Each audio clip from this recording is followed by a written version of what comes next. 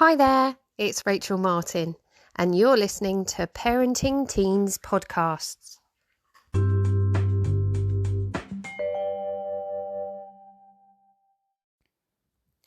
Welcome to Parenting Teen Podcasts. Today I've got an episode that's all about kids and side hustles. Now, I don't know about you, but I seem to be seeing an awful lot of people under the age of 18 who are raking it in off YouTube or by doing gaming stuff. And actually, there's something that you need to be aware of if your teen is earning enough money to potentially be paying tax. Is something that the HMRC are quite aware of, and just wanted to raise to the attention of UK parents that it's something you just might need to know. But if you're anything like me, the word tax, trying to explain that to your kid, well, it just makes me go cold and maybe a little bit sweaty with worry. So Simon's here today to help us understand if your kid is earning, actually, is this something you need to think about? And on the flip side of this, if this is something your teen's doing and they are earning off the back of a side hustle, there are also some scams out there that are really worth you being aware of. So Simon's here just to shed a bit of light on if your teen's earning, how to make sure they stay away from HMRC's radar and do the right thing when, let's be honest, at the age of 14, 15, they're probably not going to have a clue about it. So this is going to be something you're going to need to help them with. So hopefully this information today will help you make sure your teen stays safe and can earn as much as they want to with these genius side hustles they seem to be doing at the minute. When we talk about side hustles, what is classed as a side hustle more so than just a bit of a hobby or selling a few things off? Well, these things, Rachel, normally start, as you know, as a little hobby, a bit of fun. It might be baking cupcakes. I don't know why I always use that example, but I just know friends who can bake, and they start in the kitchen. The friend wants to buy a cake, then they Yeah. set up a Facebook page or another online site, and people start inquiring, and all of a sudden, it's like a full-time job. So side hustles often start as a bit of extra pocket money, a bit of income. I think for a lot of the parents listening to this podcast, for their teens, it might be online stuff. So I spoke to a podcast the other week for young people, and the guy who hosted it was a young man himself, and he said he had a side hustle selling personalized items on one of the online sales sites. Stick your name on a water bottle or whatever it is, and it grew massively. So if you end up earning over £1,000 a year from something, that's when you need to tell us about it. So that doesn't necessarily mean you're going to start paying tax, because you've still got your personal allowance and such. You do need to earn over a certain amount of money before you do start paying tax. But if you're earning over £1,000 a year for something, you do need to tell us about it, because at that point, it's becoming an income. And of course, because you've not got a payroll department processing it all and filing off the tax details to HMRC, you need to start letting us know via a self-assessment if it's over £1,000 a year. Now, it might sound like a bit of a chore, but let me just use an example of the guy I spoke to on the other podcast who was selling those personalized items. And he and his partner realized they need to do a self-assessment. They started doing it, and their business is about 3 or 4 years old now. And because they filed self-assessments of that income, when they went to the bank to see if they could get a mortgage, the only method the bank would accept was the HMRC official forms proving that income. So it does help you this. So perhaps you have a part-time job or a full-time job that's quite a low income, and you might not get a mortgage off it. But if you combine that with your side hustle as well, and you can officially prove it, from your forms you've sent to HMRC, then that can go a long way to helping you prove that income. Whereas if you're showing bank statements and saying, look, I earn this, it's not quite as valuable as having that official self-assessment that you filed. So it can work in your favor as well. So while it might feel like, oh, what have I got to do? It can work out good in the long term for you. And of course, if you're owed tax, we can tell you and let you know, rather than in 5 years' time, you didn't know you had to tell us if you're earning over £1,000 from something, and then you suddenly get caught out with a bill. And we'd always support you with that, by the way. We're not knocking at your door threatening arrest. We'd always help you sort that out. But getting on top of it from the start, I think, is best. So if you've got a side hustle and you're earning over £1,000 a year from something, you need to tell us about it via a self-assessment. Cool. I never realised it was the level was £1,000. I would have honestly thought it's like as you get close to the the tax threshold where you need to let them know, but that makes perfect sense because it's a provable income. Which, yeah, you're right. Buying your first house, getting a loan, all of that, you need to be able to prove it. So just by getting in early and doing that, yeah, no idea. I'm very similar to the person you spoke to. At our local youth centre, there's a kid there who's, well, apart from the fact they buy lollipops from the coffee bar to sell at school at a considerable markup. They do well, potentially not at the grand level, but it's kind of the beginnings. I can see these people are going to get here. This is the thing, not everybody realizes. And now that side hustles are becoming so popular, and certainly online earning. So, I've seen young people who screen record themselves playing video games, right? And Yes. other kids tune in and just watch it, right? Yeah. I don't know Yeah. why. I mean, in my day, we just played the video game. We didn't watch someone playing the video. But and if you're doing this online, it takes off. You're earning some big money, I think, from what I guess. Yeah. And it's just to make people aware of it because they're not always aware. So I come on podcasts like this and say, look, if you've got a teen in your family and they're earning a bit of money, then they need to let us know if it's over $1,000 a year. And that then saves them in a few years' time having to then suddenly play catch up. So, and you've said there, self-assessment. Yes. Which I'm not going to lie, gives me the cold sweats. Even as an adult, who does it? It's fine, and I know it's quite straightforward, but it's a bit like going for an injection. It just feels way more scary than what it is. But so if I'm going to approach this with my teenager, who hopefully one day will be earning enough to have to do this, what happens with this? What do they need to consider? What are the things when it comes to self-assessment? So it is very simple, but it's that fear of the unknown. It's like before you start shopping around for car insurance, I always put it off because I think, I don't know where to begin. I don't know how many no claims years I've got. I don't know all these questions. But the minute you start, it gets a bit easier. The first thing to do is to use our free online checking tool to see if you need to file a self-assessment. That's on gov.uk. Gov.uk, search self-assessment. And then once check if you need to send a self-assessment tax return on gov.uk is the exact page. So check that tool. It will work out how much money you've got coming in. It will work out look at your circumstances. I'll ask you a few tick box questions and it will let you know if you need to file one or not. So if you do need to file one, there's then a load of help online. There's loads of help on gov.uk. There are video tutorials. There's our online web chat as well if you've got a question. And the form itself is one of those where it self-populates. I think that's what you call it, where if you fill in one bit and you don't need to fill in the other, that bit disappears off.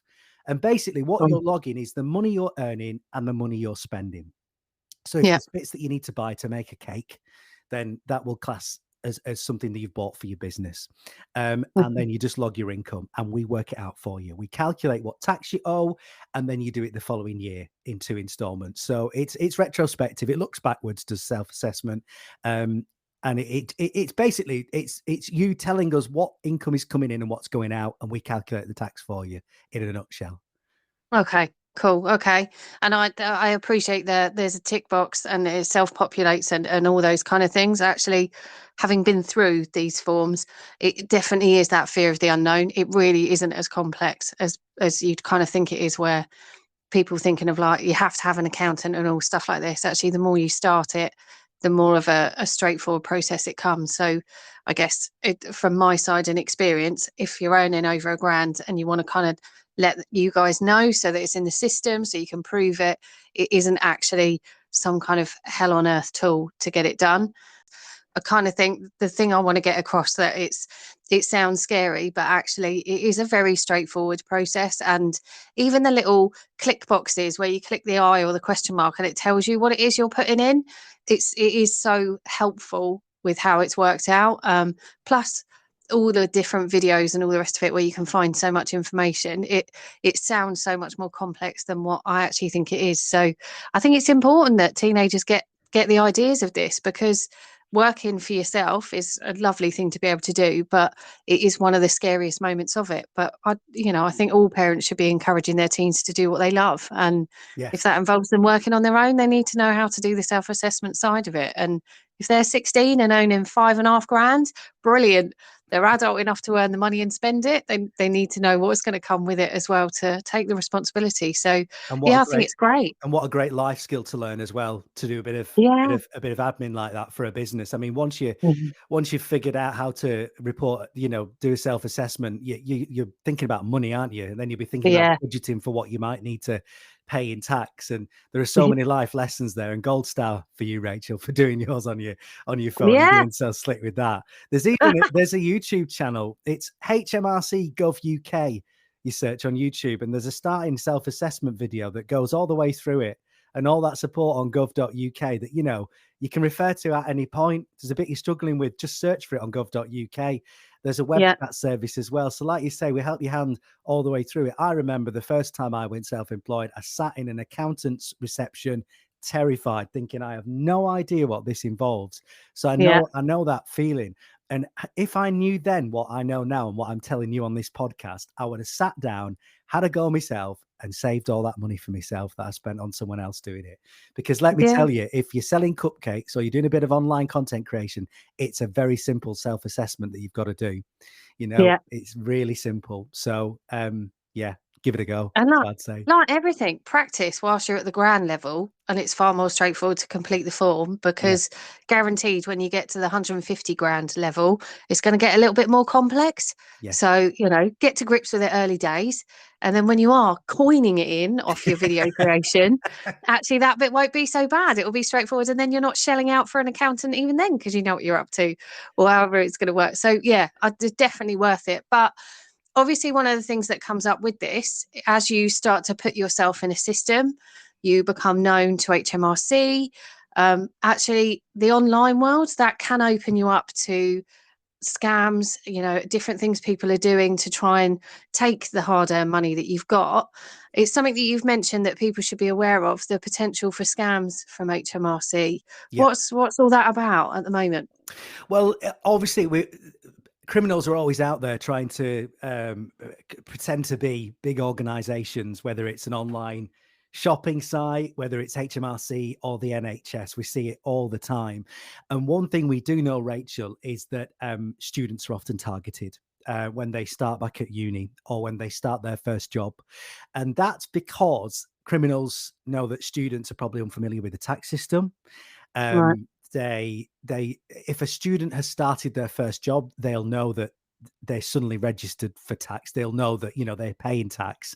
And if an Yeah. email pops in saying, oh, you're entitled to a refund or a tax rebate, it's very easy to think, oh yeah, of course, well, I've just started this job, click, and that's it. Yeah. It could be a spam email. So what scammers might do around this time of year, particularly as we approach Christmas and maybe Mhm. students are going for a seasonal job at a shop or cafe, they might tell you as a student that your tax details have expired. You need to update them, or they might threaten arrest for tax evasion.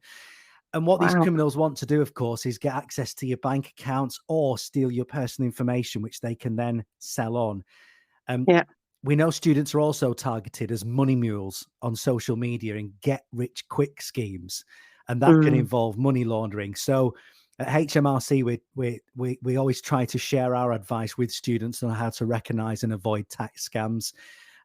So, if you've started your first student job or if you've started a side hustle and you've registered for a self-assessment, to avoid falling for that tax phishing scam, those emails, you just always need to be very careful. Because scammers often mimic government messages. They try to use similar colors to us. They try to use similar graphics. But what you need to know is that HMRC will never contact you and threaten arrest like they do. We never rush you into doing something. So our Okay. our advice is always to protect your information and just take time to think about what's been emailed to you. Never rush, and always double check, because what the criminals prey on is that time element of rushing Yeah. into something. So always just take a time to double check what that email says and where that link's going, because the minute you click on it, you could be sending some of your personal information. Oh, it all sounds very scary, and they're all very clever with this sort of stuff now. But I think it's really cool that you guys are so aware that students are, targeted for this because of their early days in all of this. And Yeah. I joke about it a lot on podcasts with you about HMRC. Oh, it gives me the sweats, gives me, get petrified about it. And I'm an adult who's been in the world to know this long enough that these scams are out there and stuff. So it's great you're raising awareness on it. Have you guys found in what you have been looking at, there's any things that people should be particularly looking out for, or any ways to tell if something is genuine or not? Obviously, you're not going to threaten them to put them in jail. That's one thing. Are there any other things that people can be aware of? Yeah, absolutely, Rachel. My first tip would be that you can check a list of all the recent letters that HMRC have sent out. So that's the first Okay. thing. You'll normally get a letter pop through the post, won't you, saying you need to register for this or you need to register for that. Yeah. And this list on the website will help you decide if a letter you've received is a scam or not. So go to gov.uk and search HMRC phishing and scams. That's phishing with a PH. Yeah. And you can also search for check if a letter you've received from HMRC is genuine on Oh, wow. gov.uk. And it lists all the recent things that we've sent out. So if you get this letter through and you're not convinced, and I'd say it's always worth checking. It's always, Yeah. what are you going to lose by checking? Nothing. Yeah. So load it up, hold the letter next to the screen, compare and contrast. If you're a parent and you're not that good online yourself, get your teenagers to do it, who will be hot on getting on online. Typical scam examples, Rachel, include emails or texts claiming that your details aren't up to date and that you risk losing out on payments that are due to them. Now, you receive that, you think, oh, I want the payment, you click it. Just be Yeah. careful. Emails or texts claiming that a direct debit payment hasn't gone through. Again, you think, oh, I don't want to be fined. Click. And they've got you. Phone calls threatening arrest. I actually had this. I had a voicemail, a robot voice saying your house is under surveillance by HMRC. You're going to be arrested because you've not paid your tax. It's nonsense. HMRC don't leave your voicemails like that. HMRC don't ring you and threaten arrest. Okay. Yeah. You get several letters before you get to anywhere near something like that. We help you. We work with you to set up a payment plan if you are behind on your taxes. We're Yeah. a helpful department. We don't ring you and say we're going to arrest you tomorrow. We see claims that the victim's national insurance number has been used in fraud. So if you started a job as a student, if you just handed your national insurance number over, that would hit that spot where you think, oops, that's me.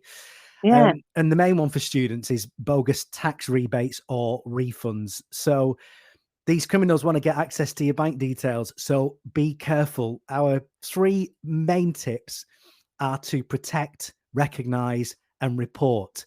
So if someone contacts you from HMRC, saying that they're from HMRC, wanting you to urgently transfer money or give you personal information, be on your guard. And you can contact HMRC directly at any time on gov.uk. Use our web chat. Ask us if it's a genuine contact. What I always find as well is Googling the phone number helps. There's a phone number on the letter, the genuine one, and you can check those on the HMRC website.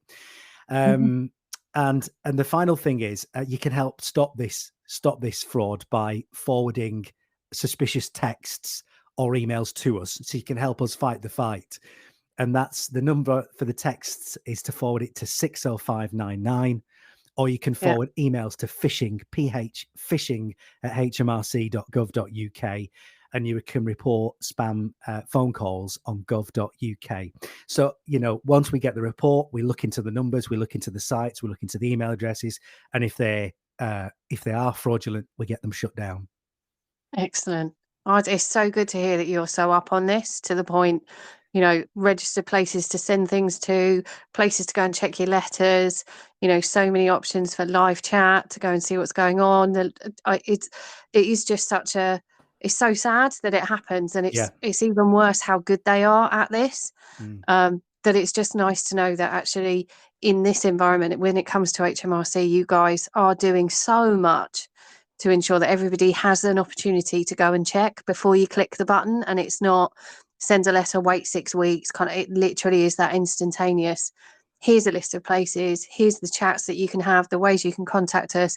Oh, and please let us know, because we'll go and get them as well. It's just such a nice message to hear for something that is happening. We can't get away from it, but it just makes it easier to keep yourself safe. Yes. And always taking that moment to think, And we work hard to get the same message across to people who might be elderly or vulnerable, and they're alone and they haven't Mm. got the tablets to check, or they haven't got the laptop to log on to. So we keep the phone lines open for them. The teenagers will Yeah. find it easy to Google and search Yeah. on gov.uk, but we work hard across all the ages to make sure that people know to double check.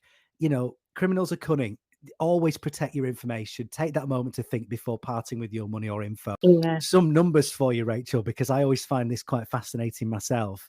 Yeah. In the last 12 months up to September 2023, we responded to almost 200,000 referrals of Um, suspicious contacts. So when you're pinging those emails and texts over to us, that's how yeah. many we respond to. Almost Wow. 65,000 of those offered bogus tax rebates. So those are the ones that Oh, go towards students in the main. yeah. 65,000 of those. So we worked with the telecoms industry and Ofcom. We removed 310 phone numbers being used. We Wow. responded to almost 60,000 reports of phone scams. And we responded to almost 30,000 malicious web pages, and we got them taken down. So we do work Wow. very hard, and this is with the top security agencies Oh, in government and the National Crime Agency. We work hard, so things do happen when you report. So report that fraud as soon as you can. yeah. Fantastic. That's so James Bond-esque. Taking all these places down. It makes it sound all very cool, but it's sad that it happens, but it's the reality of it. I guess the only other thing that jumps to mind is, especially if people are doing self-assessments and things like that, and you and me laughed and joked about how easy it can be to do it online, but the only fear point I'd get is when it comes to the point where maybe, I don't know, people are earning so much more and actually your self-assessment becomes quite extensive or difficult and you do get an accountant or someone involved. How do you navigate that? I know we're jumping slightly ahead from teens because they're now probably in their 20s earning this amount of money, but do you give your details to an accountant, or an agent who's going to fill it out for you? How does it work in that sense, just to prepare people for the future? So you don't give your accountant your government gateway. Your government gateway is for you and for you only. Your government login. Okay. Treat that like your bank login details. We Okay.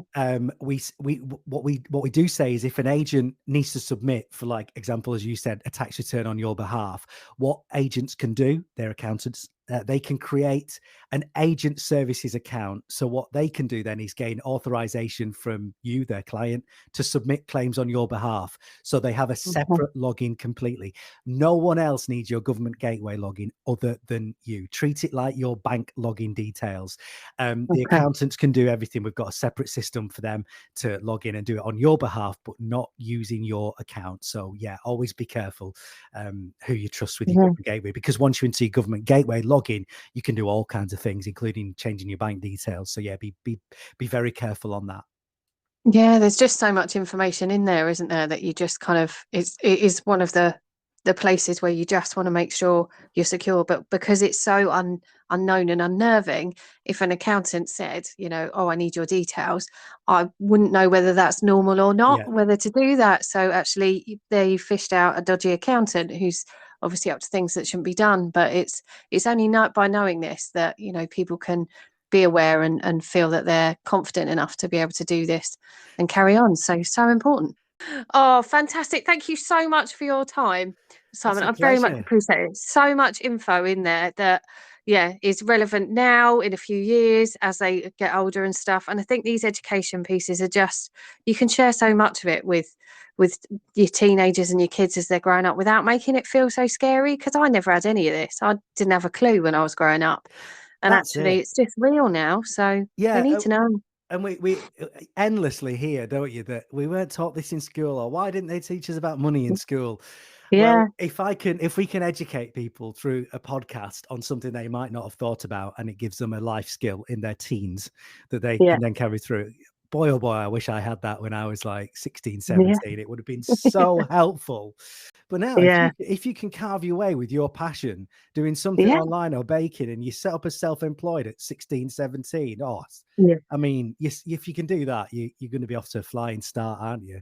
Yeah, absolutely, definitely. So it's yeah, I definitely think it's something to encourage, which is why I'm so pleased that you mentioned this to me, so that parents can hopefully get the bug off of us two talking about it and see the Yeah, opportunity that's out there for their kids as well, and do it the right way from the very start to save those difficult conversations later on. So yeah. I really appreciate your time. Thank you so Oh, much. thank you, Rachel, and thanks for having me on. It's really appreciated. I always enjoy chatting to you. It's really, really lovely being on.